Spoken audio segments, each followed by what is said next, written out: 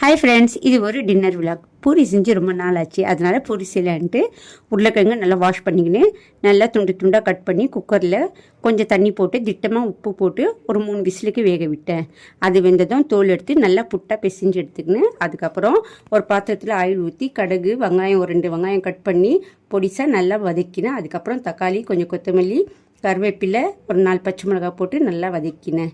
அதுக்கப்புறம் தேவையான அளவுக்கு கொஞ்சம் மஞ்சாத்தூள் கார மிளகாத்தூள் தேவையான அளவுக்கு உப்புலாம் போட்டு நல்லா வதக்கினேன். இந்த புட்டை அதுலேயும் போட்டு நல்லா மிக்ஸ் பண்ணிக்கினேன். அதுக்கப்புறம் கொஞ்சம் டேஸ்ட்டுக்கு சிக்கன் மசாலா போட்டேன் ஃப்ரெண்ட்ஸ், சூப்பராக இருக்கும்ன்ட்டு அதுவும் போட்டு லேசாக லாஸ்ட்டில் மணமாக இருக்கிறதுக்கு கொஞ்சம் கொத்தமல்லி தூவி விட்டேன். கொஞ்சம் தேவையான அளவுக்கு ஒரு 1/2 டம்ளர் தண்ணி போட்டேன். ஒரு 2 கொதி வந்ததும் புட்டும் ரெடி ஆயிடுச்சு. அதுக்கப்புறம் பூரிக்கு மாவு பிசைஞ்சிக்கினேன். பூரி உருட்டி எடுத்துக்கினேன். ஒரு பாத்திரத்தில் ஆயில் ஊற்றி பூரி சுட்டு எடுத்துக்கினேன் ஃப்ரெண்ட்ஸ். பசங்களுக்கும் போட்டு கொடுத்தேன். பசங்க சாப்பிட்டாங்க, நானும் சாப்பிட்டேன். ஓகே ஃப்ரெண்ட்ஸ், பாய். இதோட நெக்ஸ்ட் வீடியோவில் சந்திக்கலாம்.